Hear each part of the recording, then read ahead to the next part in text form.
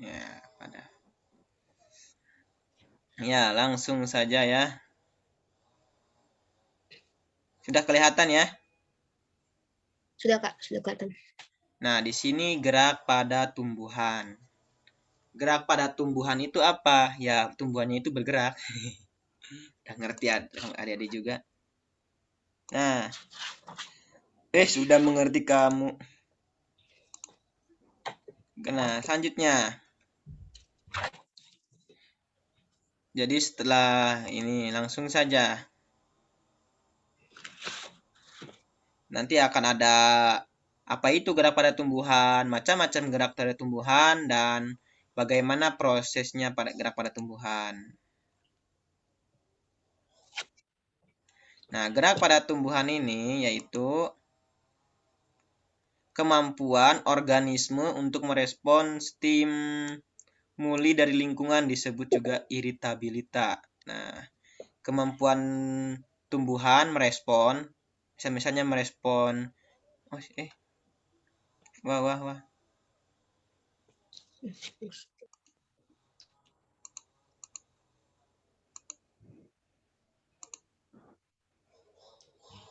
Ntar ini, oh, bergerak sendiri. Ternyata.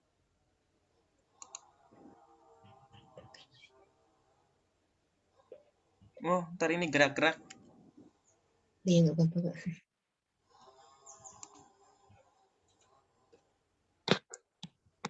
Insya Allah gak gerak-gerak nih. Nah, enggak. Nah, lanjutnya tadi nih.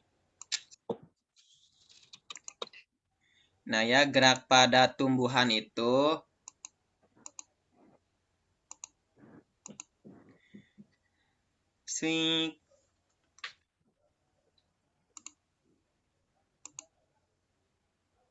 yang pertama ada gerak higroskopis. Nah, gerak higroskopis itu apa?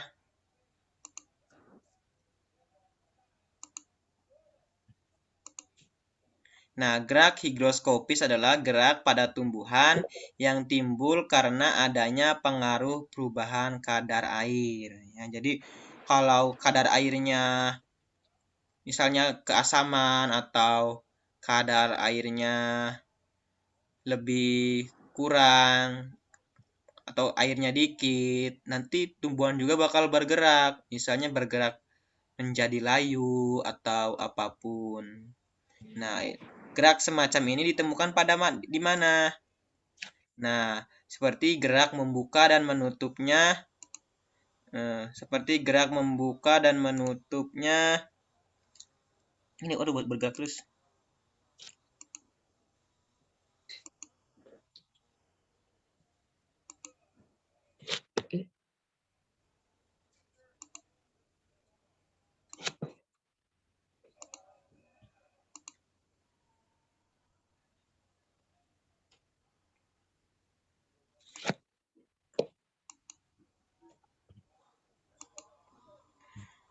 Oh, ntar ya. Ini ternyata ada gangguan. Soalnya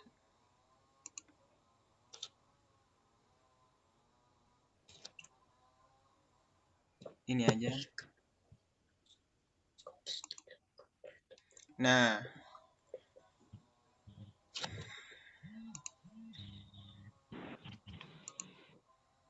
sekarang ke makhluk hidup dan benda ya.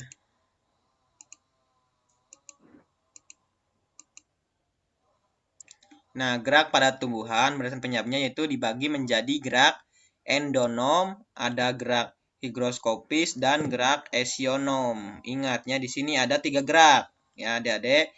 Yang pertama ada gerak endonom, yaitu gerak spontan atau geraknya itu tidak memerlukan rangsangan dari luar dan tidak diketahui penyebab luarnya. Jadi rangsangan pada gerak ini berasal dari tumbuhan itu sendiri. Jadi tumbuhan itu sendiri gerak-gerak.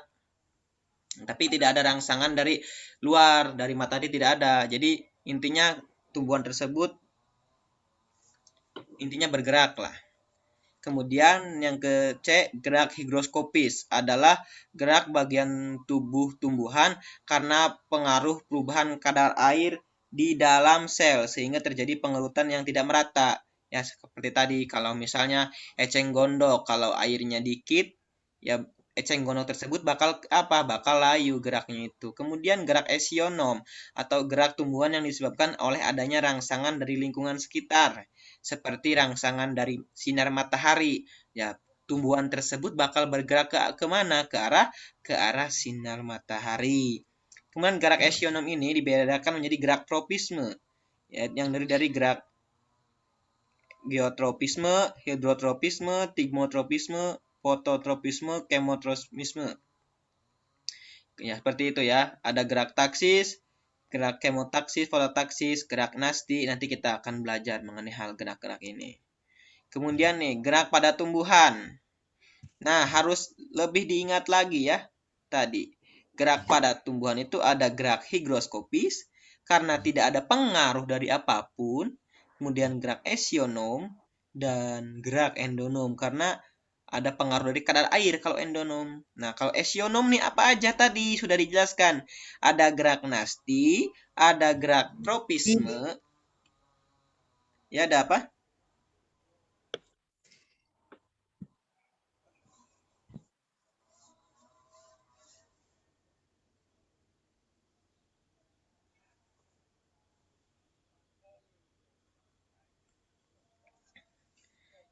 Ya, ya, yaitu ada gerak nasti, ada tropisme, ada taksis.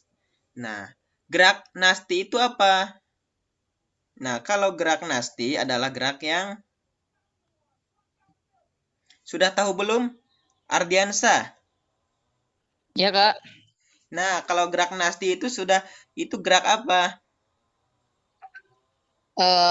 Di sini belum dipelajarin itunya, Kak. Baru gerak tumbuhan aja. Iya. Endonom itu. Oh, berarti ini harus benar-benar ya Ardiansa yang memahaminya ya. Karena ini masih Baik, masuk Kak. gerak pada tumbuhan. Nah, gerak nasti ini biasanya gerak yang tidak bergantung pada arah datangnya rangsangan. Misalnya bergeraknya itu kemana-mana gitu. Nah, jadi gak ada rangsangan. Misalnya apa nih? Menutupnya daun putri malu. Bukan rangsangan dari luar ya, itu rangsangan dari apa? Kalau mereka merasa diganggu.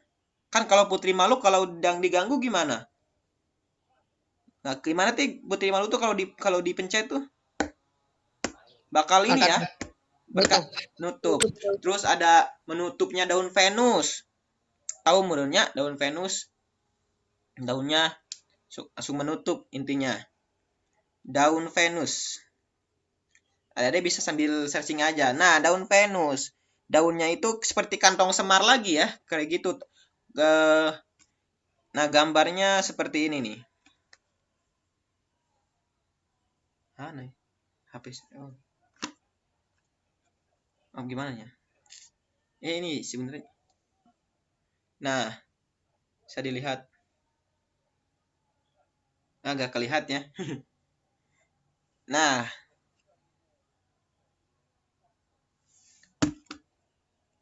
set.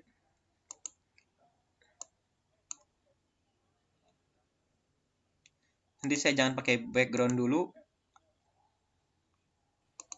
Yang kayak memiliki gigi itu ya, Kak. Oh ya, tahu ya. Gampang lah ya, udah tahu. Iya, Kak.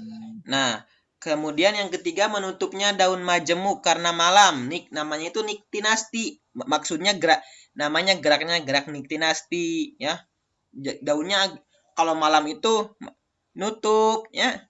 Kemudian mekarnya bunga pukul 4. Nah, kalau bunga pukul 4 ini ya mekar kalau pada jam 4 itu. Kemudian membuka dan menutupnya stomata. Nah, pada tumbuhan yang ada stomatanya itu ada gerakan nasti kompleks. Kemudian tropisme.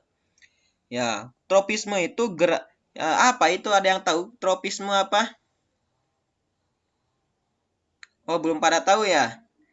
Udah gak apa-apa, nanti insya Allah saya jelaskan sekarang. Nah, kalau gerak tropisme itu, nah, itu arah geraknya dipengaruhi oleh arah datangnya rangsangan. Nah, Misalnya rangsangan itu contohnya kalian nih, kalau manusia kalau terkena sinar matahari bakal mengatakan, oh ini matahari, berarti kalian, oh ini matahari yang menyengat saya, bakal kalian menoleh, oh kok panas banget ya matahari sekarang ini sambil kayak gini.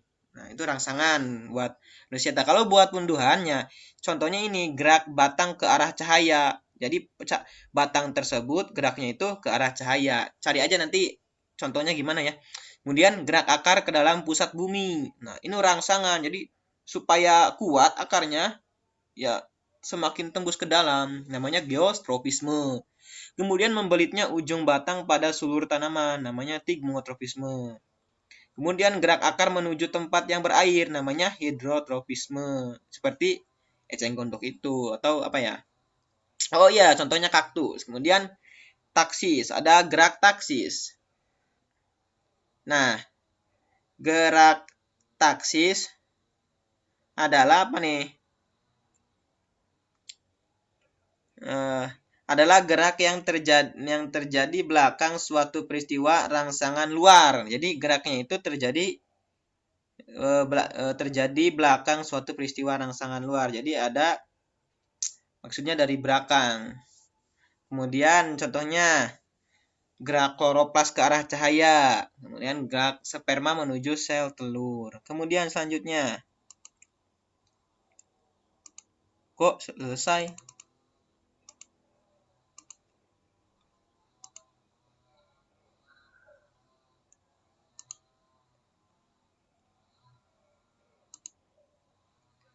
Nah, selanjutnya ya.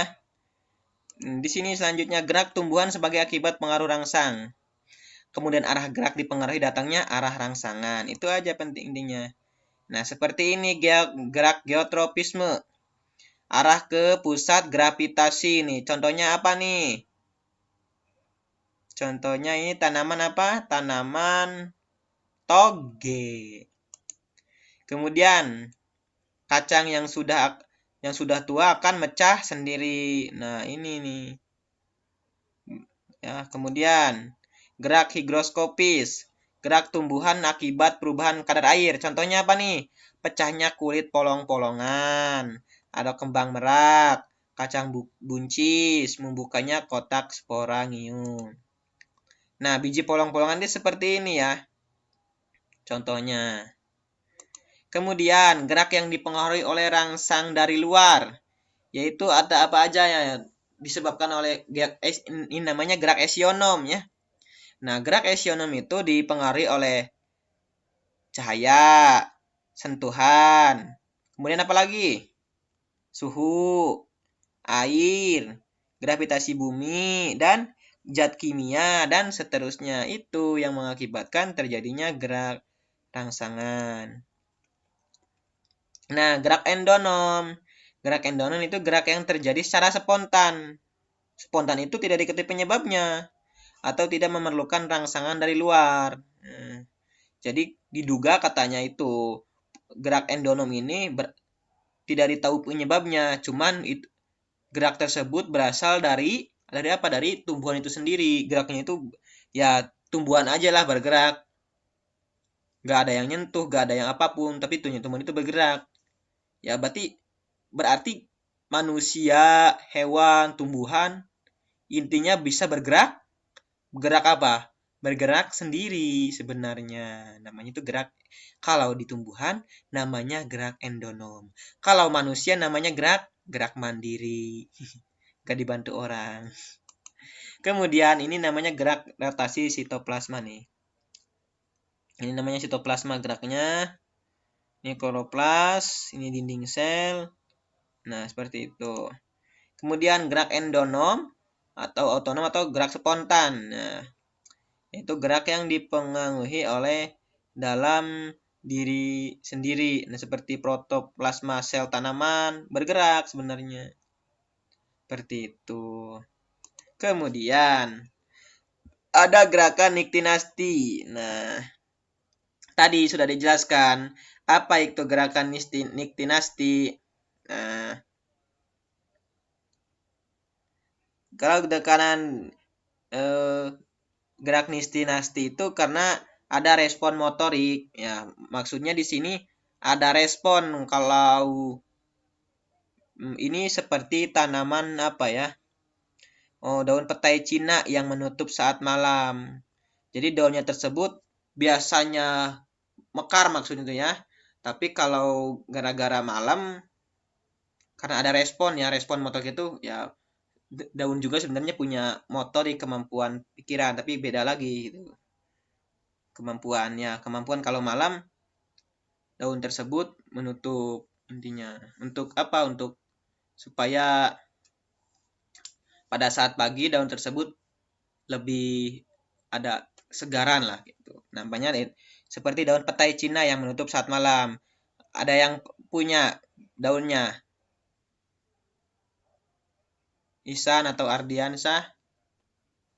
Tidak kak, tapi di rumah teman saya ada kak. Nah, itu. Nah, coba nanti dilihat ya kalau malam-malam pasti daun tersebut yang menutup seperti ini. Jadi daunnya itu tidak menggebrai. Maksudnya tidak seperti daun pada umumnya membuka. Tapi kalau daun petai Cina atau daun bendara maksudnya lah, itu yang menutup kayak gini nih pas malam tuh. Seperti layu, tetapi sebenarnya itu tidak layu. Cuman itu namanya gerak niktinasti. Nah, kemudian nih Putri Malu, kalau disentuh itu bakal nutup ya. Tweet, disentuh, menutup. Ya, itulah namanya gerak nasti. Ya, sebenarnya mudah kalau kita memahami dengan baik ya. Kemudian, nah ini nih bunga pukul 4. Kalau pagi hari bunga pukul 4 ini bunganya itu masih tidur. Iya, bunganya itu masih tidur, masih menutup. Tetapi kalau udah jam 4 sore, bunga pukul 4 itu sudah bermekar. Nah, makanya nanti kalau ingin bermain bunga ya kalau bermain bunga pukul 4 ya jam 4 sore lah.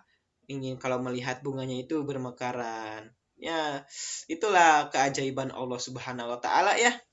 Udah menciptakan bunga-bunga yang sedemikian rupa dan berbeda-beda intinya seindah-indah banget lah. Ya, seperti itu ya. Itu namanya gerak fotonasti. Apa itu gerak fotonasti? Nah, gerak fotonasti adalah gerak yang disebabkan oleh rangsangan cahaya. Karena kenapa di bunga pukul 4 ini bisa maksudnya tuh bergerak, bisa bermekar. Nah, karena biasanya waktu sore hari, waktu yang bagus buat bunga pukul 4 ini untuk bermekar dan terkena sinar matahari. Karena sinar matahari sore kan bergeraknya secara intinya matahari sudah tergelincir. Nah, bunga ini mendapatkan sinar yang bagus pada saat itu. Berbeda dengan bunga-bunga lainnya. Kemudian ada tigmotropisme. Apa itu tigmotropisme? Itu sentuhan ya. Sentuhan. Apa itu sentuhan? Nah, sentuhan ini karena ada maksudnya karena ada sentuhan tersebut. Nah, karena misalnya sudah contohnya ada bunga daun sirih ya. Nah, daun sirih. Kalau daun sirih diikatkan ke dekat apa ya? Maksudnya ke pagar. Nah, intinya daun sirih tersebut akan adanya sentuhan dari pagar tersebut ya. Nah, nanti daun sirih bakal menempel, akarnya tersebut bakal sulur-sulurnya itu bakal sampai menyentuh ke itu. Nah, itu kemana sih? Ke pagar tersebut. Intinya ada pergerakan dengan sentuhan dikit-dikit. Nah, itu namanya tigmotropisme atau intinya pergerakan pertumbuhan sel tanaman yang dirangsang oleh sentuhan. Jadi karena ditempelkan ya batang dengan maksudnya tuh pagar dengan daun sirih, akar daun sirih adanya sentuhan ya mengakibatkan daun sirih tersebut membelit-belit dan merambat. Itulah namanya tigmotropisme. Kemudian selanjutnya yaitu stomata daun. Stomata open to allow carbon dioxide to enter or leave a water vapor to live. Ya, intinya apa di sini ya? Intinya ini bentuk stomata daun ya. Nah, stomata daun itu apa fungsinya? Nah, sebagai penjaga dengan yang stomata daun, fungsinya adalah untuk ada yang tahu stomata daun fungsinya? Enggak, Kak. Oh, ini stomata daun ini nih, mana stomatanya? Ini nih, ini stomata daun. Jadi Anda coba, bukan Anda, adik-adik ya. Adik-adik coba nanti praktek. Kalau daun itu ada stomatanya enggak, coba pakainya pakai apa? Pakai mikroskop. Di tengah-tengah daun itu nanti ada kayak gini. Nah, ini namanya stomata. Kalau di manusia kan ada stomatanya. Ini bodong, bujal bodong. Nah, ya stomata daun itu ada salah satu bahan utama fotosintesis sebagai proses fotosintesis untuk menyerap zat karbon dioksida. Jadi tumbuhan itu menyerapnya apa? Menyerap karbon dioksida, kemudian ada punya fotosintesis. Setelah fotosintesis mengeluarkan lagi lewat daun-daun. Mengeluarkan apa?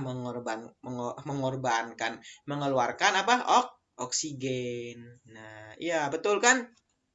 Intinya seperti itu. Kemudian fototropisme ya. Fototropisme itu apa? Udah tahu?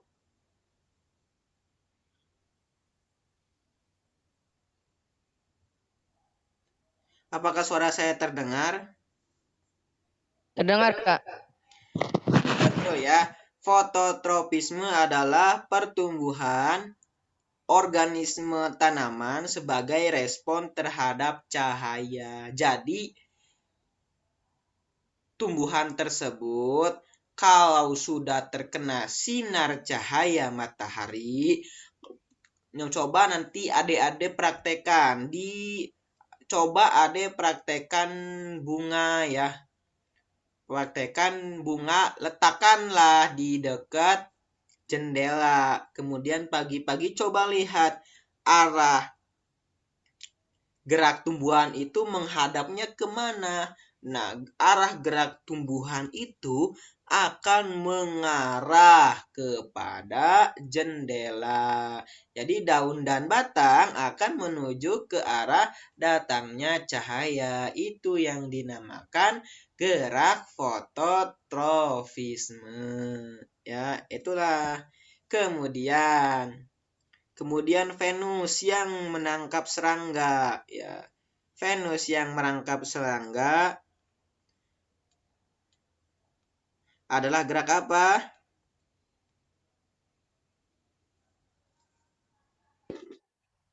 Ya, seperti itu ya. Gerak yang seperti tadi sudah dijelaskan. Kemudian ada yang namanya gerak nasti. Gerak nasti itu apa? Gerak bagian tumbuh akibat pengaruh rangsangan dari luar. Jadi intinya arah gerak tidak dipengaruhi datangnya rangsang. Kemudian ada gerak saksis, yaitu gerak pindah tempat yang dilakukan oleh organisme. Arah biasanya menjauhi atau mendekati datangnya rangsang. Nah, contoh gerak taksis itu apa aja?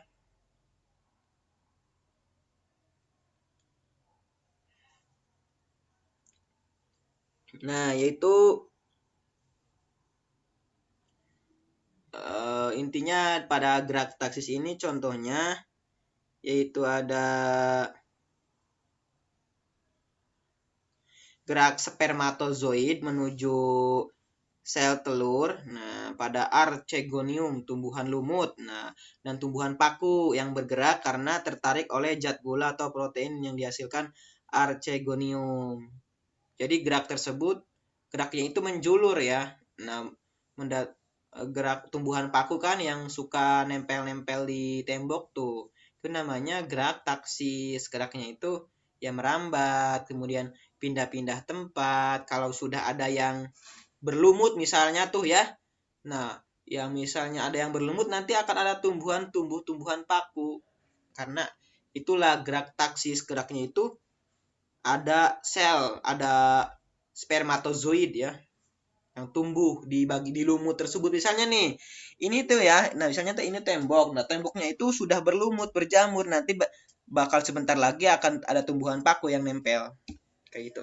Kemudian selanjutnya ada gerak kloroplas, yaitu gerak ke sisi sel yang memenuhi cahaya tadi, fototaksis. Ada gerak spirogia menuju cahaya. Jadi geraknya itu ya menuju cahaya. Seperti ya tumbuhan-tumbuhan tadi. Nah, selanjutnya contoh gerak taksis nih. Nah, seperti ini nih gerak taksis. Nah, seperti tumbuhan paku. Sebelum disinari matahari, itu semuanya berkumpul. Tumbuhan tersebut setelah disinari matahari, mereka akan apa? Akan pergi atau akan berpisah-pisah. Amati tanaman yang ada di sekitarmu, temukan 10 tanaman yang berbeda. Kemudian identifikasi jenis gerakan yang dilakukan tanaman tersebut. Nah, coba nih. Contohnya nih, kita masih ada waktu 5 menit lagi ya. Ihsan coba berikan 2 contoh nih. Kita 2 contoh nih, apa aja nih? Nama tanaman, jenis gerakan yang dilakukan, bukti yang mendukung. Tadi kan sudah saya jelaskan, coba contohnya 2 aja. Ardiansyah 2 aja. Siapa nih yang mau memberikan pendapat?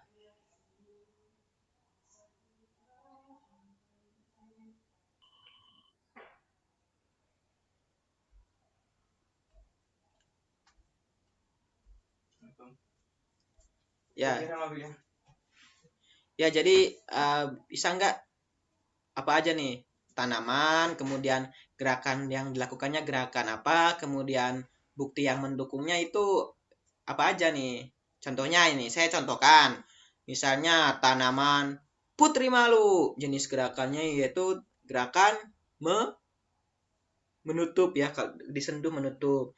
Bukti yang mendukungnya karena adanya sinar, karena ketika saya sentuh kok menutup, seperti itu. Apakah sudah bisa contohnya? Atau masih belum paham? Kalau dari Ardiansyah sendiri.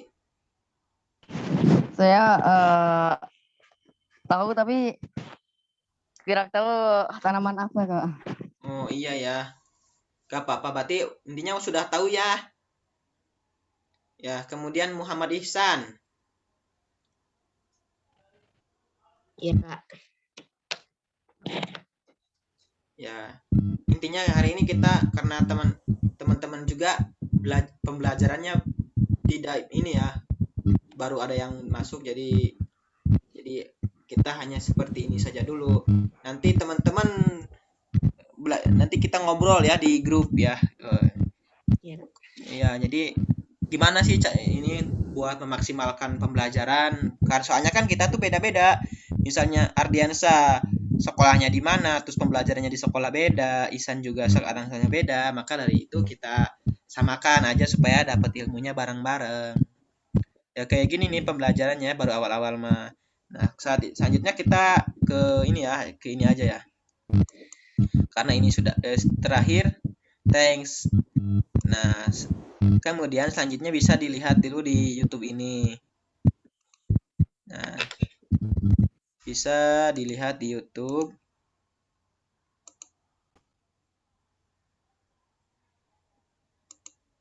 Nah,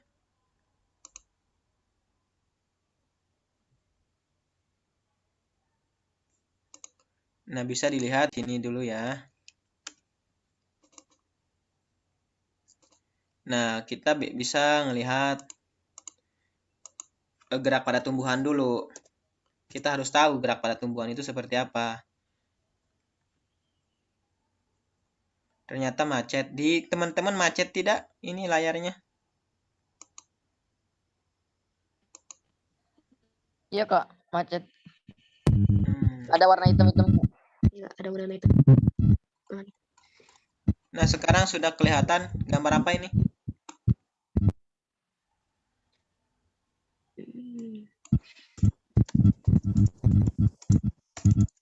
Nah, gerak pada tumbuhan. Langsung saja ya kita lihat ya, teman-teman lihat ya. Sudah dilihat? Ini ada? Sudah ada belum teman-teman? Adik-adik? Ada kak. Sudah ada. Sudah Kak. Loading ya. Sudah ada Kak. Oh iya, internetnya jelek, nanti saya beli. Halo teman-teman semuanya, bertemu lagi di channel Halo Edukasi. Pada video kali ini, kita akan membahas mengenai ilmu sains, yaitu tentang macam-macam gerak pada tumbuhan. Kira-kira seperti apa saja gerak pada tumbuhannya? Tonton terus ya video ini.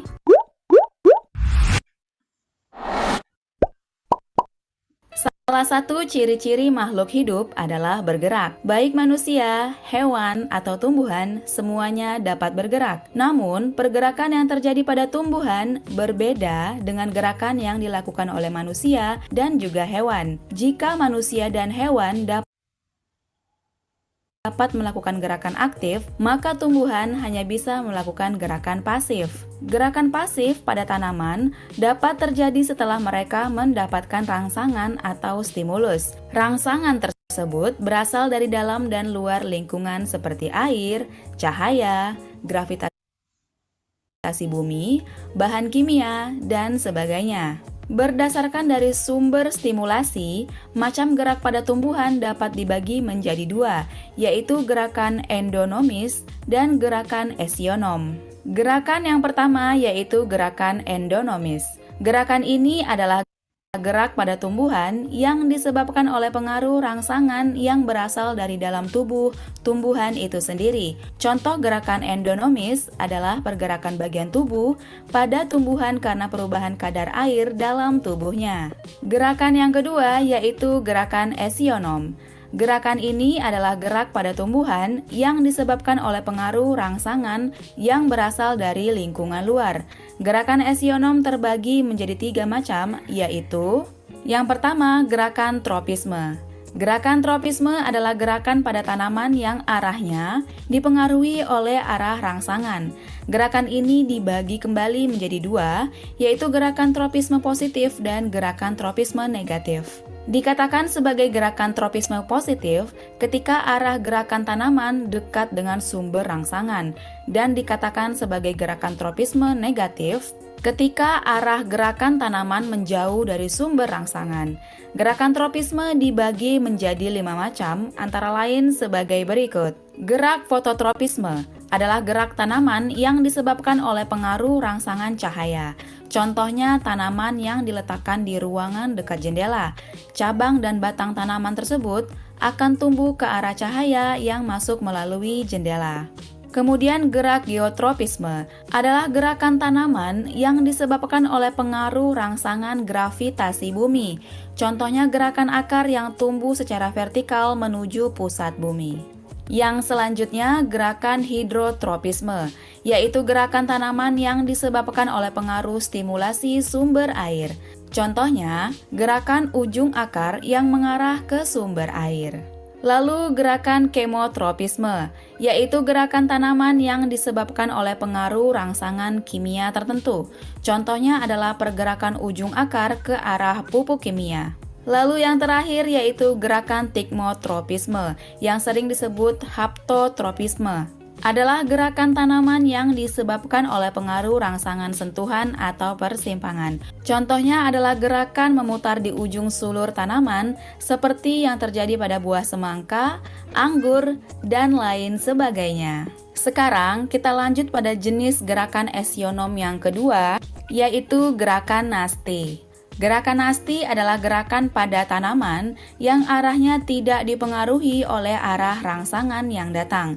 Artinya, arah gerakan tanaman yang mengalami gerakan nasti dapat terjadi secara acak. Gerakan nasti terbagi menjadi 5 macam, antara lain sebagai berikut. Gerakan fotonasti adalah gerakan nasti yang disebabkan oleh pengaruh rangsangan cahaya. Contohnya adalah gerakan bunga mekar pada siang hari dan akan menutup pada malam hari.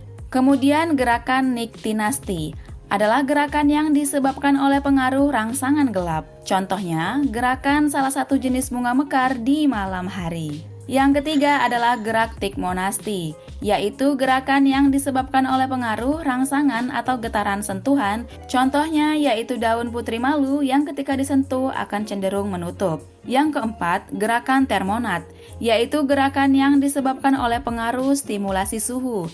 Contohnya, bunga tulip yang mekar ketika suhu sekitar naik dan akan menutup ketika suhu sekitar menurun.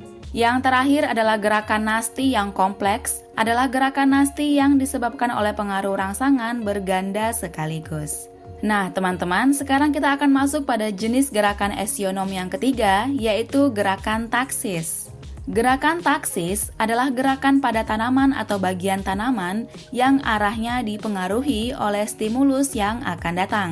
Pergerakan taksis terbagi menjadi 2, yaitu sebagai berikut. Yang pertama, yaitu gerakan fototaksis, adalah pergerakan taksis yang dipengaruhi oleh cahaya. Misalnya, pergerakan tanaman euglena ke arah cahaya.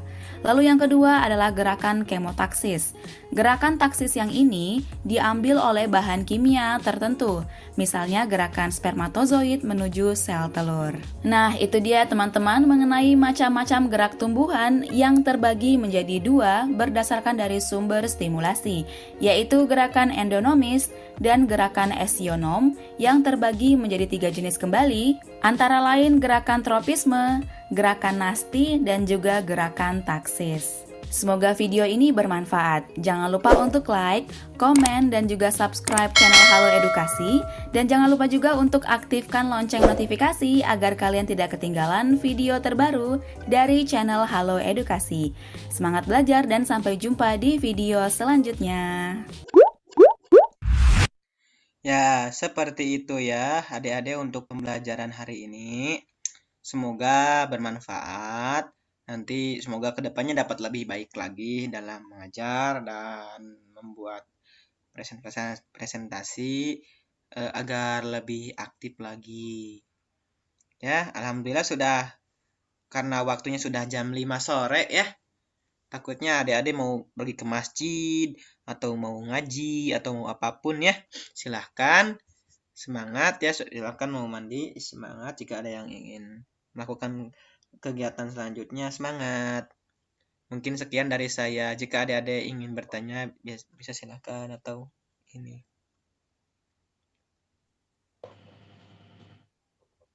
Baik, Kak. Terima kasih, Kak. Ya, sama-sama. Assalamualaikum. Salam. Si Kak. Ya, sama-sama. Ada Kak. Silakan boleh, Lip. Ya Kak, makasih.